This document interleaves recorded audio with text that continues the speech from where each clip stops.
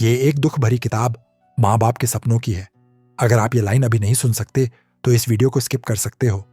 चलिए शुरू करते हैं। और हाँ, अगर यह ऑडियो बुक पसंद आए तो वीडियो को लाइक और चैनल को सब्सक्राइब जरूर कर देना। अध्याय 1, माँ बाप का सपना और संघर्ष। कच्ची दीवारों वाला एक छोटा सा घर, जिसकी छत से बारिश में पानी टपकता था और जहां सर्दी में एक ही कंबल के नीचे पूरा परिवार सिमट कर सोता था। इसी घर के एक कोने में बैठकर एक माँ अपने फटे हुए आंचल से बेटे का चेहरा पोंछती थी और कहती थी, बेटा, तू बड़ा आदमी बनेगा, तुझे वो जिंदगी मिलेगी जो हमसे छीन ली गई थी।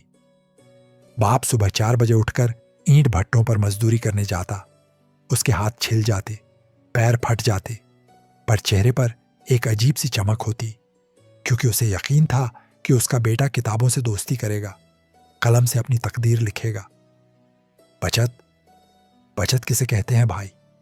यहां तो मां अपनी चूड़ियां गिरवी रखती थी, बाप अपना पुराना साइकिल बेच देता था, सिर्फ इसलिए कि बेटे की स्कूल फीस भर सके, किताबें ला सके, यूनिफॉर्म सिलवा सके।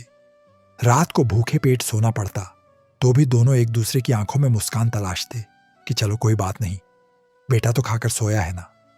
गांव के मेलों में जब बच्चे खिलौने खरीदते थे तो यह मां अपने बेटे से कहती थी, बेटा, अब की बार मेला छोड़ो, किताबें ले आएंगे, पढ़ाई जरूरी है। बाप खेतों में खून पसीना बहाता, गर्मी में जलते सूरज के नीचे दिन काटता ताकि शहर के सबसे अच्छे स्कूल में बेटे का नाम लिखा सके। हर चोट, हर तकलीफ, हर भूख सह ली थी उन माँ बाप ने, सिर्फ एक सपने के लिए कि उनका बेटा पढ़ेगा, कुछ बनेगा, नाम कमाएगा और उनकी मेहनत रंग लाएगी। पर किसे खबर थी कि जिस पौधे को वो इतने जतन से सींच रहे थे वो एक दिन उनकी जड़ों से ही मुंह मोड़ लेगा। अध्याय 2, औलाद की लापरवाही की शुरुआत। वो बेटा जिसकी पढ़ाई के लिए मां ने अपने गहने बेचे थे और बाप ने अपनी जवानी को चाकू की तरह घिस डाला था, अब स्कूल जाने के नाम पर रास्ते में आवारागर्दी करने लगा था। किताबें उसके हाथ में कम और मोबाइल ज्यादा आ गया था। कॉपी पर कलम से ज्ञान नहीं, दीवारों पर गालियां उकेरने का शौक चढ़ गया था। पहले धीरे धीरे दोस्तों के साथ खेलकूद में समय बीतने लगा, फिर आज स्कूल में छुट्टी है, आज बुखार है, जैसे बहाने बढ़ते गए। बाप जो अनपढ़ था, बेटे के हर झूठ को सच्चाई मानकर सिर हिलाता रहा। मां जिसे बेटे की आंखों से पढ़ने का हुनर आता था, आंखें मूंदे अपने दिल को बहलाती रही। धीरे धीरे वो बेटा स्कूल के बाहर सिगरेट पीने लगा, जेब खर्च मां से मांगकर, बाप से झूठ बोलकर अपने शौक पूरे करने लगा। और जब जेब खाली होती तो वही किताबें जो कभी भविष्य की उम्मीद थीं, अब पुराने कबाड़ में बेच दी जाती 2 वक्त के नशे के लिए। मां जब रात को खाना परोसती तो बेटा गुस्से से प्लेट सरका कर कहता, ये क्या रोज रोज वही सड़ी हुई रोटी, तुम्हारे बस का कुछ नहीं। बाप जब थका हारा घर लौटता और बेटे से पढ़ाई के बारे में पूछता तो जवाब मिलता, पढ़ाई से कुछ नहीं होता, बड़े लोग तो बिना पढ़ाई के ही करोड़पति बन गए। उन दोनों की आंखों में जो सपने पलते थे, उन सपनों को अब बेटा रोज ठोकर मारता था, बिना ये समझे कि जिन कंधों पर वो चढ़कर उड़ना चाहता था उन कंधों की हड्डियां अब टूटने लगी थीं। माँ बाप ने जब भी समझाने की कोशिश की तो बेटा चीख कर बोलता, बस करो, तुम लोग पुराने जमाने के हो, अब दुनिया बदल गई है। और मां वो बस आंचल से अपने आंसू पोंछ लेती। बाप चुपचाप अपनी थकी आंखों से जमीन ताकता रहता। अध्याय 3, गलत संगत और बर्बादी का रास्ता। जैसे जैसे समय बीता, बेटे की दोस्ती ऐसे लोगों से हो गई थी जिनकी दुनिया में न पढ़ाई की अहमियत थी, न मेहनत की इज्जत। चाय की दुकानों पर घंटों बैठना, सड़कों के किनारे आवारा घूमना, गलियों में ऊंची आवाज में गाने बजाना, यही उसकी दिनचर्या बन गई थी। सिगरेट के धुएं से शुरू हुआ सफर अब शराब की बोतलों तक पहुंच चुका था। स्कूल के बहाने अब वो मीलों दूर जाकर जुए के अड्डों में बैठता। कभी कभी चोरी छिपे मोबाइल और पैसे भी गायब हो जाते घर से। मां के बक्से में जो चुपचाप बचाए गए कुछ रुपए थे वो भी कब हाथ से निकलते चले गए, उसे खुद पता नहीं चला। बाप जो दिन रात खून पसीना बहाकर थका लौटता था, अब बेटे के गंदे कपड़े, नशे की बदबू और बदतमीज लहजे से टूटने लगा था। बेटा अब घर में कम, सड़कों पर ज्यादा दिखता था। कभी किसी के साथ झगड़ा कर आता, कभी पुलिस पकड़कर चेतावनी देती। माँ बाप शर्म के मारे मुंह छुपाते फिरते। गांव वाले कानाफूसी करते, कौन मुंह दिखाएगा, इनका बेटा तो पूरा नशेड़ी बन गया। पर मां के दिल में अभी भी एक उम्मीद का दिया टिमटिमा रहा था कि शायद मेरा बच्चा एक दिन बदल जाए। एक दिन मां ने बेटे का हाथ पकड़कर बहुत प्यार से कहा, बेटा लौट आ, ये रास्ते कहीं के नहीं होते, तू हमारा सपना है बेटा। पर जवाब में बेटा हंस पड़ा, कड़वी बेरहम हंसी, जैसे माँ बाप की ममता उसके लिए अब बोझ बन गई थी। माँ, तुम लोग अपनी औकात में रहो, मैं अपने सपनों का बादशाह बनूंगा अपने तरीके से। ना मुझे तुम्हारी नसीहत चाहिए, ना दुआ। और वो रात माँ ने चुपचाप रोते हुए दरवाजा बंद किया था। बाप ने सिर झुकाकर आसमान की ओर देखा था, जैसे भगवान से आखिरी सवाल कर रहा हो, क्या हमारी सारी मेहनत यूं ही मिट्टी में मिल जाएगी। अध्याय 4। माँ बाप का टूटता विश्वास। कभी जिस बेटे को देखकर माँ की आंखों में चमक आ जाती थी, आज उसी का नाम सुनते ही वो सिहर उठती थी।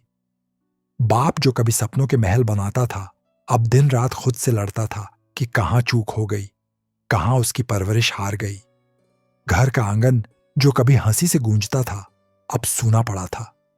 दीवारों पर अब टंगी थीं सिर्फ धूल भरी तस्वीरें और फर्श पर बिखरे थे टूटे हुए सपनों के टुकड़े। माँ बाप हर रोज दरवाजे की ओर टकटकी लगाकर देखते थे, शायद आज बेटा आएगा, मुस्कुराएगा, माफी मांगेगा। लेकिन हर रात उन्हें खाली दरवाजा और ठंडी हवा ही जवाब देती थी। बेटा अब हफ्तों गायब रहने लगा था, कभी किसी दोस्त के घर, कभी जुए के अड्डे पर, कभी शराबियों की टोली में। रिश्तेदार भी धीरे धीरे किनारा करने लगे थे। जो कभी बाप को आदर से भाई साहब कहते थे, अब मुंह फेर कर निकल जाते। मां मंदिर जाकर भगवान से सिर पटकती, हे भगवान, मेरा बेटा सुधर जाए, मैं कुछ नहीं मांगती, बस उसे सही रास्ते पर ले आ। पर जवाब में सिर्फ सन्नाटा मिलता, जैसे खुद भगवान भी अब चुप हो गए थे। बाप ने भी हार मान ली थी। जिसने कभी बेटा बेटी के सपनों के लिए खुद की खुशियां कुर्बान कर दी थीं, आज उसी बेटे के लिए उसके होंठों पर सिर्फ एक बोझिल चुप्पी थी। रात के सन्नाटे में अक्सर बाप को खांसते हुए सुना जाता और मां की सूजी आंखों को तकिया भी गीला कर देता। अब वो माँ बाप सिर्फ जी नहीं रहे थे, वो रोज थोड़ा थोड़ा मर रहे थे, अपने ही ख्वाबों के मलबे तले दबकर। अध्याय 5। औलाद की बेरुखी और माँ बाप का दर्द। अब वो दिन भी आ गया था जब बेटा खुद को माँ बाप पर बोझ समझने लगा था। जिस आंगन में उसकी पहली किलकारी गूंजी थी, जिस आंगन में माँ ने नंगे पांव चलना सिखाया था, उसी आंगन से अब उसे घुटन होने लगी थी। जब माँ प्यार से बुलाती तो वो तुनक कर कहता, छोड़ो ये दकियानुसी बातें, मुझे अपने काम से मतलब है। बाप जब 2 शब्द समझाने की कोशिश करता तो बेटा पलट कर चीख उठता, क्या मिला तुम्हें पूरी जिंदगी मजदूरी करके, मैं तुम्हारी तरह फटेहाल नहीं बनना चाहता। माँ के हाथों का बना खाना, जिसमें कभी बेटे के लिए ममता घुली रहती थी, अब उसे बेस्वाद लगने लगा था। हर छोटी बात पर तानों की बौछार, हर बातचीत में नफरत की बू। बेटा अब वो नहीं रहा था जिसके लिए माँ बाप ने अपनी दुनिया कुर्बान कर दी थी। बाप दिन भर चुप रहने लगा था।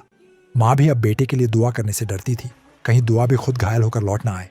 बेटा अब खुलेआम कहने लगा था, मैं अपनी जिंदगी अपने तरीके से जीऊंगा, तुम्हारी गरीबी और तुम्हारे सपने मेरे रास्ते का बोझ है। उसकी आंखों में अब न शर्म थी, न कोई पछतावा, सिर्फ अपने झूठे सपनों की एक अंधी दौड़ थी जिसमें माँ बाप कहीं पीछे छूट चुके थे। उन माँ बाप के लिए जिन्होंने खुद की भूख प्याले में रखकर उसकी थाली भरी थी, अब बेटे के दिल में जगह भी नहीं बची थी। माँ अक्सर चुपचाप अपने पुराने बक्से को खोलती, जिसमें बेटे की बचपन की किताबें, टूटी हुई स्लेट, पहली क्लास में मिला छोटा सा मेडल रखा था। आंखों में आंसू तैरते थे। कहाँ खो गया मेरा वो बेटा, कहाँ खो गया हमारा सपना। बाप अब दीवारों को ताकता रहता, जैसे दीवारें भी उसे बेटे के खो जाने का इल्जाम दे रही हों। गांव के चौराहे पर लोग बातें करते, कितनी मेहनत की थी इन माँ बाप ने, और देखो औलाद ने कैसे मुंह मोड़ लिया। लेकिन माँ बाप के पास अब कोई शब्द नहीं बचे थे, सिर्फ टूटे हुए दिल, कांपते हाथ और गीली आंखें थीं। अध्याय 6। औलाद का पूरी तरह भटक जाना और माँ बाप की तन्हाई। अब बेटा पूरी तरह रास्ता भटक चुका था। शराब, जुआ, सड़क छाप आवारगी, यही उसकी पहचान बन चुकी थी। रात रात भर गायब रहना, सुबह नशे में धुत लौटना और घर में दहाड़ते हुए घुसना, ये सब अब रोज की बात थी। माँ का दिल हर बार धड़क उठता था जब बेटे के लड़खड़ाते कदम दरवाजे से अंदर आते थे। बाप चुपचाप कोने में बैठकर भगवान से नजरें चुराता था, जैसे वो भी शर्मिंदा हो गया हो अपने ही बेटे की हालत पर। अब गांव वालों की बातें सीधी माँ बाप के कानों में पड़ने लगी थीं। इनका बेटा तो बस अब जेल जाएगा। कहाँ खर्च कर दी सारी कमाई एक नालायक पर।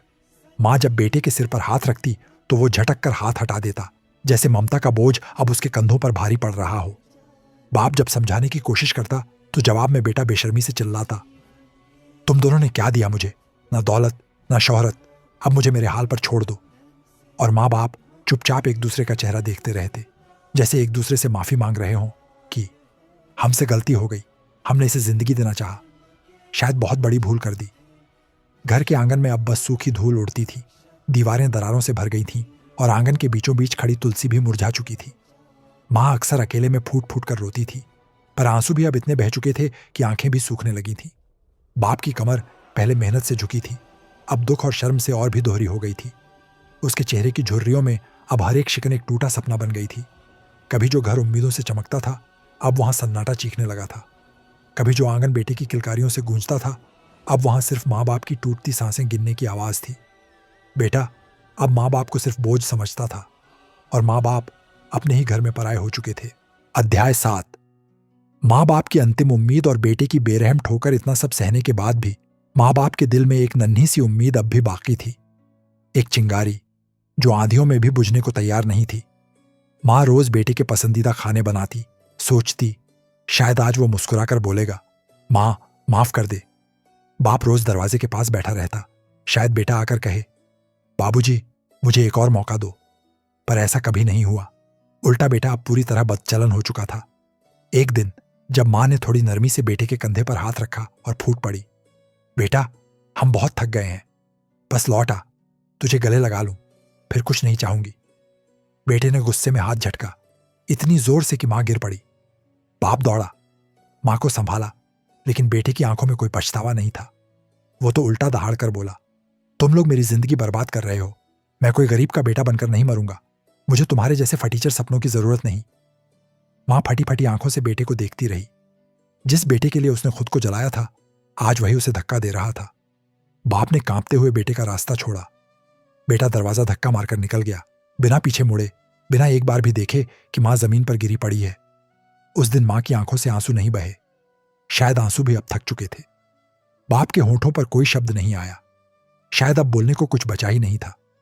सिर्फ घर के दरवाजे पर हवा की एक सर्द सी सनसनाहट थी, जैसे खुद हवाएं भी रो रही थीं, मां बाप की टूटी उम्मीदों के मातम में।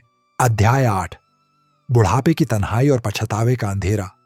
उस दिन के बाद से मां बाप का जीवन बस एक इंतजार बन गया था, ना किसी के आने का, ना किसी के पूछने का, बस अंत का इंतजार।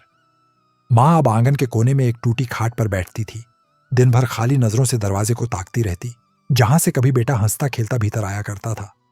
बाप बरामदे में एक पुराने झूले पर बैठा रहता। झूला अब झूलता नहीं था, बस चरमरा कर याद दिलाता था बीते दिनों की। गांव के बच्चे भी अब उस घर के पास नहीं खेलते थे। लोग सिर झुकाकर निकल जाते थे, जैसे उस घर में दुख का कोई भूत बस गया हो। मां की आंखें अब धुंधली हो गई थीं, न सपनों से, न आंसुओं से, बल्कि उम्र और टूटी आंसुओं से। बाप के हाथ जो कभी हल जोतते थे, अब कांपते हुए चाय का कप तक नहीं पकड़ पाते थे। हर शाम जब सूरज ढलता, तब वो दोनों एक दूसरे को चुपचाप देखते थे, जैसे कहना चाहते हो, अब साथ चलने का समय आ गया है। और बेटा, वो अब शहर के किसी अंधेरे गली में अपनी दुनिया में खो गया था। बुरी संगत ने उसे नशे की ऐसी गर्त में धकेल दिया था जहां से लौटना नामुमकिन था। कभी कभी उसकी कोई खबर आती, फला जगह लड़ाई में फंस गया, फला जगह पुलिस पकड़ कर ले गई, लेकिन मां बाप के अंदर अब वो हिम्मत नहीं बची थी कि उसे देखने जाए या सुने। उनका मन अब एक पत्थर हो चुका था, जिस पर न कोई दर्द चोट कर सकता था, न कोई उम्मीद अंकुरित हो सकती थी। वो बस एक दूसरे के साथ चुपचाप जीते रहे, जैसे एक निर्जीव प्रतीक्षा कि कब जीवन का दीपक खुद ही बुझ जाए। अध्याय 9। अंतिम विदा। एक टूटी दुनिया का अंत। एक सुबह जब गांव के लोग खेतों की ओर जा रहे थे, तब किसी ने देखा उस सूने घर का दरवाजा खुला था। अंदर कोई आवाज नहीं थी, न चूल्हे की आंच, न किसी के चलने की आहट। दरवाजा धीरे से धक्का दिया गया और सामने जो दृश्य था, वो देखकर सबके रोंगटे खड़े हो गए। मां खाट पर चुपचाप लेटी थी, आंखें बंद, चेहरे पर दर्द नहीं, बस एक अजीब सी शांति थी, जैसे सदियों की थकान के बाद उसे आखिर सुकून मिल गया हो। बाप बरामदे के कोने में बैठा था, कमर झुकी हुई, सिर घुटनों पर झुका हुआ और हाथों में एक पुरानी किताब पकड़ी थी, वही किताब जिसमें बेटे के बचपन के सपने भरे थे। दोनों अब इस दुनिया में नहीं थे। दोनों ने अपनी जिंदगी की आखिरी सांस भी उसी घर में ली जिसे उन्होंने अपने बेटे के नाम की दुआओं से बसाया था। गांव वाले सन्न थे। कोई रोया नहीं, क्योंकि दर्द शब्दों से परे था।